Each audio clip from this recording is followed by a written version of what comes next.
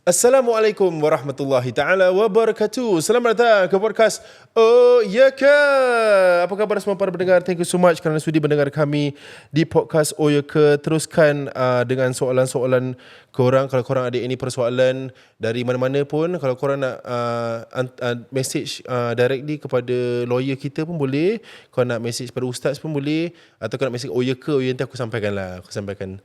Tapi kalau part lawyer kau tanya dia direct lah. Shehzhadee Law Corporation. Yeah, Shehzhadee Law Corporation. Ada nombor telefon tak ada? Adalah. Ada, apa nombor telefon dia? 91263202. Yeah, nampak sampai promo sikit. Kepada korang siapa yang dah dengar ada previous episode tu, kita akan sambungkan towards this, sebab kita ada soalan-soalan daripada pendengar lah, yang kita dah tanyakan, yang kita nak jawabkan. Bukan kita lah, lawyer kita akan tanya lah. Aku tanya soalan je. Okay, kita tanya soalan pertama. Okay. Kalau lelaki curang berkali-kali, bolehkah kami sebagai isteri meminta cerai, fasakh? Okay, the short answer is yes. Okay. Apa tu fasakh? Cerai fasakh tu apa? Okay. So in Sharia law, okay, to dissolve a marriage, there are various ways to dissolve. So number one is kalau husband pronounce talak lah. Okay, but it's not always the case that husband not pronounce talak, or if husband doesn't want, or missing, like there are instances where husband MIA and then takkan the wife is stranded forever, right? So there are grounds that the wife can rely on for her to seek divorce, but she has to prove the grounds. Okay, so some of the grounds as you raised, okay, it's called breach of taklid. In the Administration of Muslim Law Act, there is a list of grounds which you can rely on as a wife, and you have to prove the grounds to seek divorce lah, in the event the husband is MIA or doesn't want to pronounce talak. So one of the grounds is if the husband treats the wife in a cruel manner, makes her life miserable. Okay, and cruel does not, and the law makes it clear that it does not only mean cruel as in physical cruelty. Okay, it's not limited to physical cruelty. Emotional so to answer, yes. So if the husband berkali-kali curang, that means he must have subject her to some anguish, humiliation, maybe abuse, verbal abuse. You know, when they tend to cheat, they get defensive, they get verbally abusive. So yes, this could qualify for grounds for. Yeah. Ada tak macam isteri yang curang tapi dia minta cerai, tapi lelaki tak nak? Have. So itu kira macam mana? I mean, so to be honest, like in most cases like this, eventually the husband does pronounce talak or they agree via hakam. But there's also a way in which the wife, if let's say she wants mati-mati, she can actually get him, or she can pronounce talak on herself. Okay, she can. Aku ceraikan diri aku dari kau. Gitu? As in what she can utter it, basically get it uttered on herself lah, without him uttering, or she can pay him to pronounce on her. Right. Yeah, a nominal sum or whatever the case may be lah. Faham. Oh, boleh macam gitu interesting Ada orang yang macam dia perempuan yang cheat. Actually, theoretically lah, but in most cases it lelaki doesn't give up actually. They were like, anyway, you already committed infidelity, then you don't want me, then like sudahlah. Okay lah. Ada orang maybe macam sayang sangat, macam kenapa you macam gini. Yeah, I mean in the courts system as well, for Sharia proceedings, divorce proceedings, before you even start to file for divorce, there's actually mandatory counselling. Yep. Yeah, and I believe the reason is to see whether or not parties can reconcile lah. Because for Muslims, okay, so for non-Muslims, right, you have to be married for at least 3 years before you can file for divorce. Oh. Okay, for Muslims tak ada lah. You nak cerai lah. You hari ni you kahwin, besok nak cerai. But yeah, so that's this step that is mandatory. You have to go through counselling, and usually, I mean, if let's say parties go for the counselling and they realize that actually there's a way to reconcile, and I do have clients who come to us and they say, okay, I want to file for divorce, but I'm going for counselling first. Then I would tell them, I say, go for the counselling first, and if you think there's a chance that you can reconcile, then do it. Go for the counselling. But if they feel that after that, like really cannot, then you proceed for divorce lah. But I have had cases on the day of the hearing itself, then the tarik consult. balik. Yeah, then they like, okay lah, we don't want to proceed. So I mean, good for them lah. Yep. Yeah. I think generally pada sesiapa yang out there yang tak pernah go through divorce, nak go through nak register divorce je dah leceh lah. Dia punya paperwork nak register. I don't know now is hard ke tak. Dulu I have to print every single paper. Yeah, I mean, okay, now is digital. But therein lies the issue when clients, especially the older generation, Tak tahu macam mana. they find difficulty in accessing things online and all. So they have to go digital. to the court. Yeah, but I mean, not to the court online. Like they need somebody to assist them, either a family member or someone trusted or a lawyer to assist them to do the filing lah. But it's not just about the filing itself. It's about what you put in the what you're claiming lah. You need to know also what you're claiming for. Kadang-kadang semua cakap pasal cerai, tapi cerai tu bukan senang tau. It's a lot of things lah. So kalau boleh try to reconcile. Okay, for you lah, since you've been through a lot of these cases for the past 11 years, and what would be your advice to all these couples out there?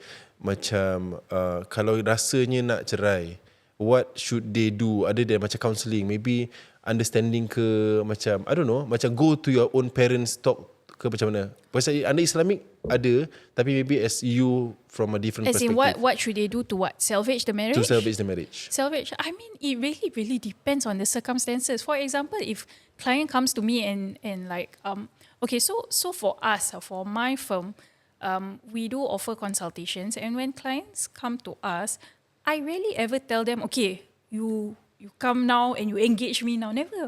I would say, you go back, you think about it. There are some who go back, think about it, after that email me, say I want to proceed. After that, say actually I want to think it over. Go ahead. Only in cases where like really rabak, like really kena abuse, then I'm like, stay away from this person. Like okay, then we will take the necessary steps, like filing a PPO at the same time she wants to start filing for divorce. Fine. But if you're asking what the steps are and whether you raise about involving parents, that also it depends on the circumstances, because it could well be that the parents are the cause of a contributing factor, right? True. Sometimes, yeah. Okay, kita go to the next question. Itu dah getting too deep dengan parents. Nanti ada orang triggered. Anyways, men always use nushuz during divorce. Define what is nushuz in proper context and understanding. Okay, nushuz is basically acts of disobedience lah. Okay, so some of the I've seen that husbands tend to raise that the wife is nushuz, okay, disobedient, to kind of reduce the amount of muta'ah they are required to pay the wife lah, nafkah idah or muta'ah, to reduce the amount, because they say basically the rationale is that you are entitled to a lower sum because of your nushuz conduct, right? But in Sharia court, it's not easy for you to actually prove nushuz tau. The level, the standard is very high, no? That means, right, let's say, for example, the wife keluar rumah, tak nak balik rumah, right? It's not that simple for the husband to say, oh, the wife nushuz dah keluar rumah. You need to look at what's the reason. Is it something wrong with you? Kau yang pukul bantai? Mestilah ada cabut. Takkan dia tak nak nushuz. To see the circumstances as well, right? And so it's really a very high threshold. In my experience, I did recall that there was a finding of nushuz in one of my cases, where the wife aborted the child without telling the husband. And that one we were able to prove because there's evidence that she was already pregnant. I mean, sekali anak tu tak ada. So yeah, and then her reasoning, like she told him that she got into an accident or something of that sort, but it transpired that she actually aborted the child lah. So that I recall there was this finding that it was nushuz, but even then there was still muta'ah payable. So it's not to say that just because you allege nushuz means you just wash your hands off any financial obligations towards the wife lah. Maybe boleh discount lah, tapi bukan everything off If lah. you can, yeah. Okay. Under children's custody, can care and control be 50-50? Care and control, that means share between the parties lah. Can. Macam mana 50-50? Okay, There's only 7 days. Can divide by 2. So for example, there are situations where, let's say, okay, it could be Monday to Thursday, odd weeks is you, Friday to Sunday is me, next week kita terbalik pula, alternate. Faham. Boleh. But when clients have broached this to me, they say, oh, both of us agree lah. Both of us have always been involved parents. We want to continue that. Right? But then I do advise clients, I say you need to think about whether it's logistically possible. Kalau you tinggal kat Pasir Ris, your ex-spouse tinggal kat Jurong. Habis budak sekolah mana? Budak sekolah kat mana? Kat tengah-tengah. Correct. Yeah, logistically you need to see, and really you need to see, okay, any of your child facing major exams, if all the children macam very small, maybe okay lah, bawa balik, you pick up the child early from childcare pun tak sangat. But if it's like one child PSLE, one child O-level, you need to look at the circumstances. Right, yeah. So this kind of cases also, does people use lawyers to macam negotiate on 50-50 ni? Pasal benda ni to me tak payah sih. Macam just come into terms, okay, sit down. You can. That's why I said, I think in the previous episode, I said that if parties can come to a consensus, then you don't need to engage a lawyer. But the difficulty is that, we say it's not just about children issues. There are so many issues that are involved, like claims. What would be a correct amount for nafkah ida? What would be a correct amount for muta'ah? What would be a correct splitting of assets, right? It could well be that both parties are on good terms and they come to an agreement, but is it really favorable to you? So a client can come to me and say, oh, actually, I agree with my husband on this. Can you just draft for me the papers, right? I agree with my husband. But when I actually look at the claim, then I'm like, can I understand why you came to this understanding? And they like, oh, my husband said, then I thought, okay lah. Then I'm like, okay, you need to, my point is that you can self-represent, but you need to have informed decision making. Make informed decisions, not just because you agree, agree. Tak baca, tak understand betul what's happening. Understand. So like if husband say, I pay you muta'ah X amount lah. Okay lah. At least you pay lah. But okay, maybe they don't know that they could potentially be entitled to more. Yep. What is the current rate? Macam the standard actually is this amount? I mean, there's no rate lah per se. It's not like a 20 years marriage you get X dollars. Tak ada lah. Bukankah macam per day?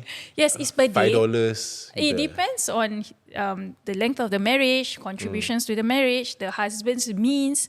Kalau let's say husband has been providing a certain lifestyle for the family, right? Maybe he is a person of means.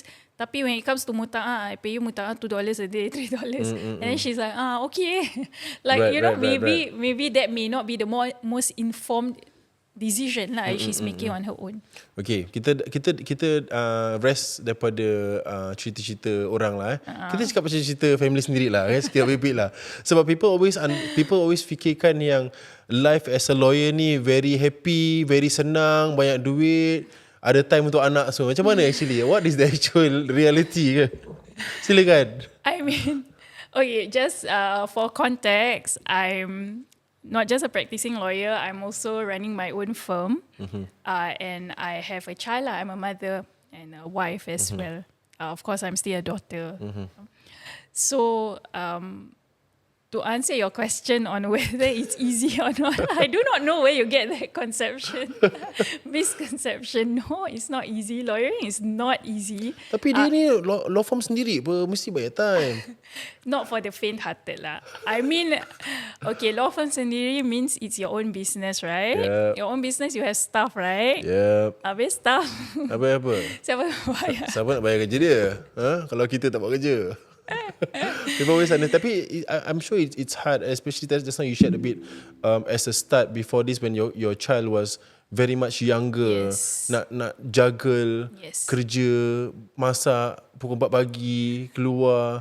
Tapi now kira kan dah much better lah. Okay, so when I started a law firm 3.5 years ago lah, At that time, I was about 7 plus 8 years in practice.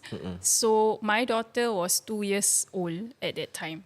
At that time, she was in childcare.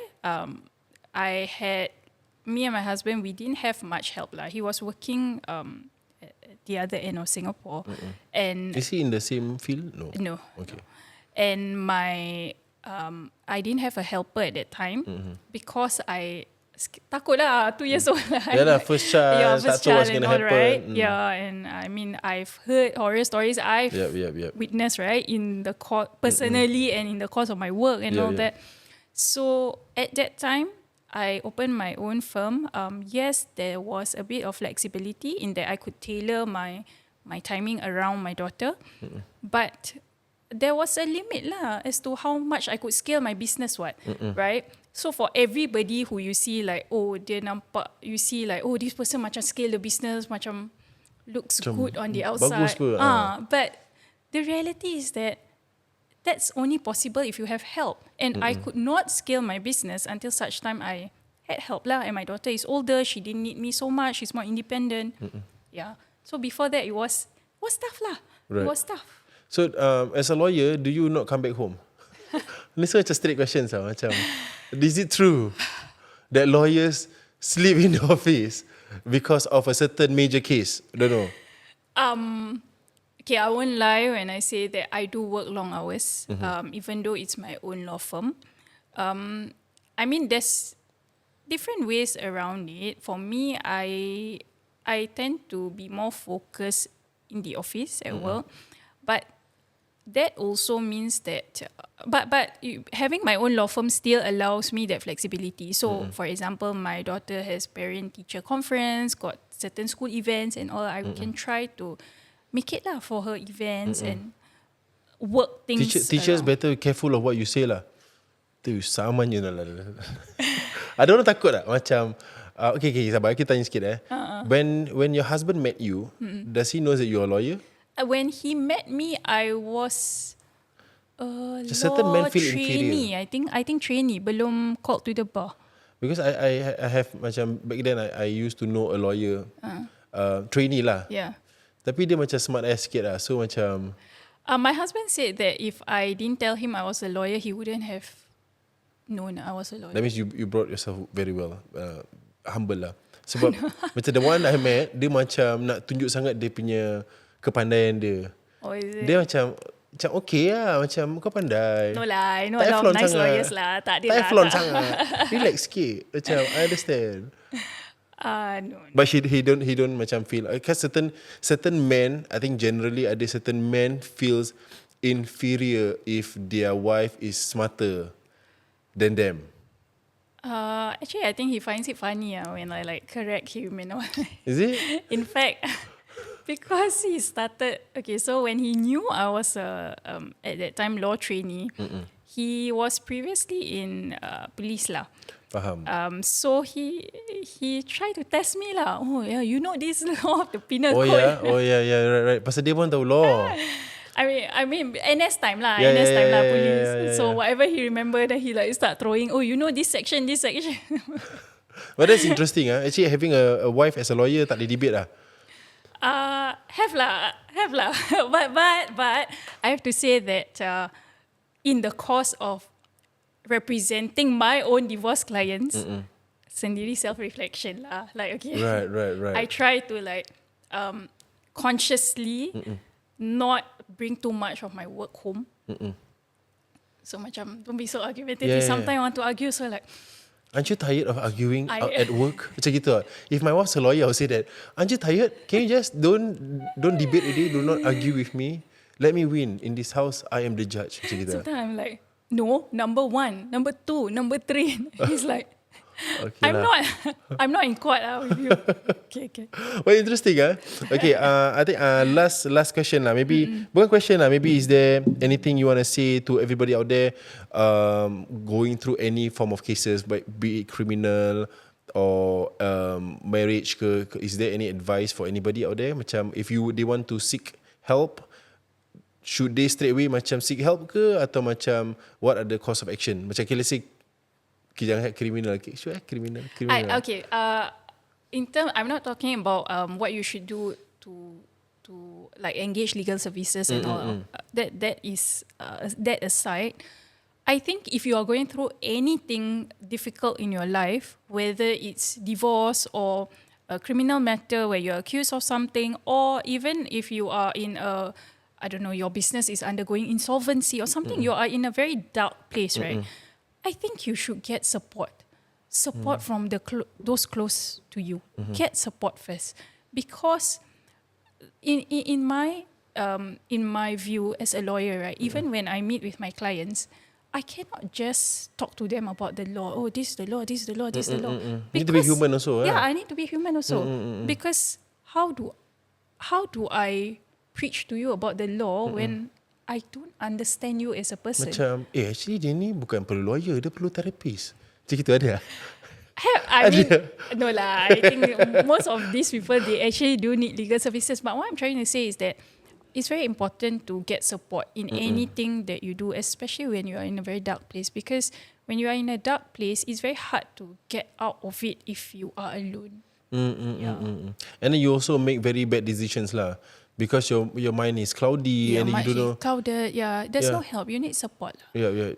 So that's why, like, I do have for my divorce clients, for example, when they are undergoing divorce, it's a very, very painful period for them and the children as well. Yeah, so get support, because if not for you, at least for your children. Because your children are witnessing everything that's going on. Even if they don't say anything, they are actually absorbing everything. Yep. So do seek the necessary help. Like I said, if not for you, for your children. Yeah, because I think lastly is, even though generally banyak orang kata macam they always, banyak orang save marriage pasal anak, which is true. You should actually, because okay, in certain situations lah, of course, case to case basis, janganlah macam lelaki kau pukul bantai gantung kau kat rumah, kau pergi nak selamatkan anak. But in some situations, if you feel that you still can salvage it and you can save it, and because at the end of the day, fikir anak-anak dulu macam mana. How, if you guys are going to get separated, how are they going to grow up? Who's going to handle them? Can you handle them themselves? Ada orang ego macam, ada orang aku nak custody, tapi dia tak ada financial means, tapi dia nak custody kan. I mean, financial means is supporting the children is the responsibility of both parents lah.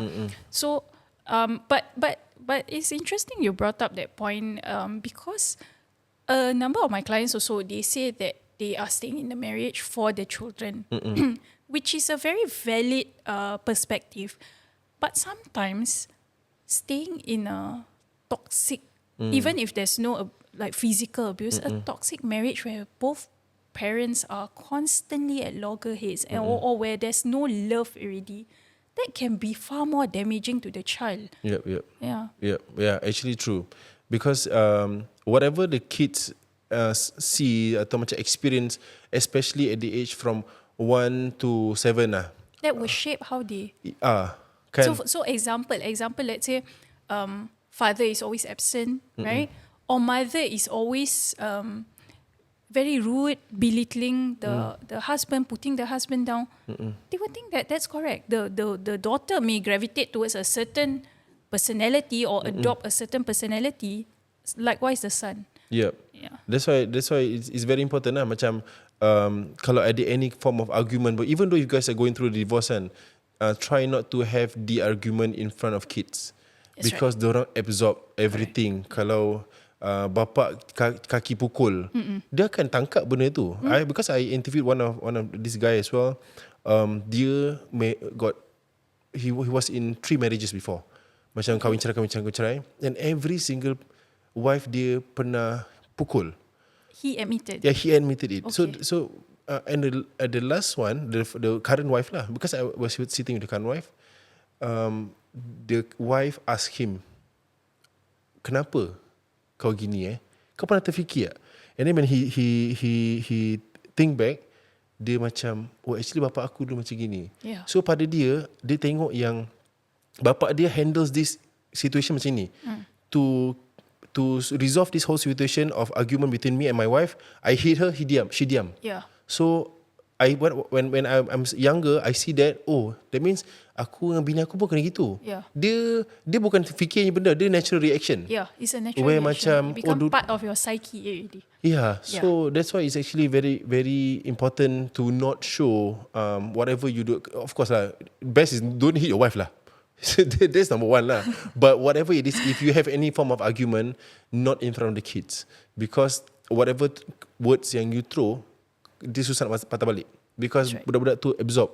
Ada yang boleh macam, some kids dendam their own parents.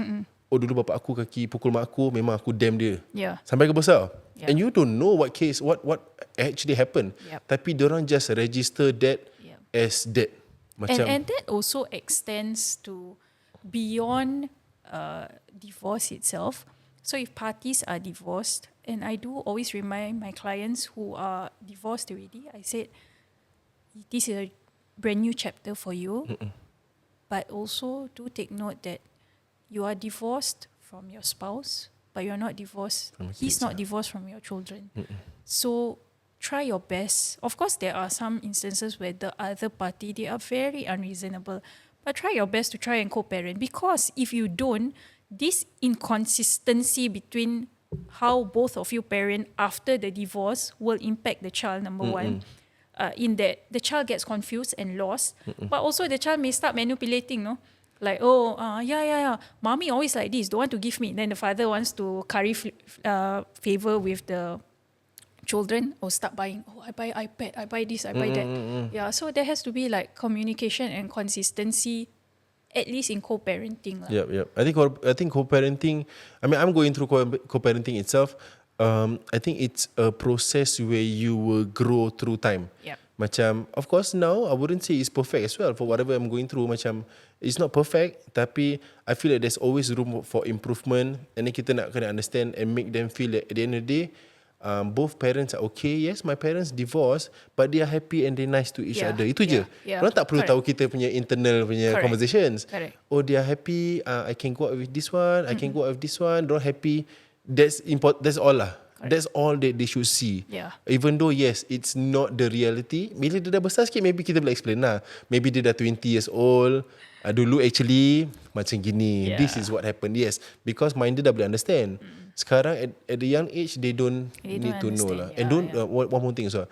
Do not feed them with negative things. That's right.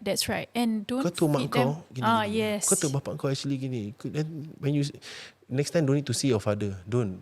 And don't try not to.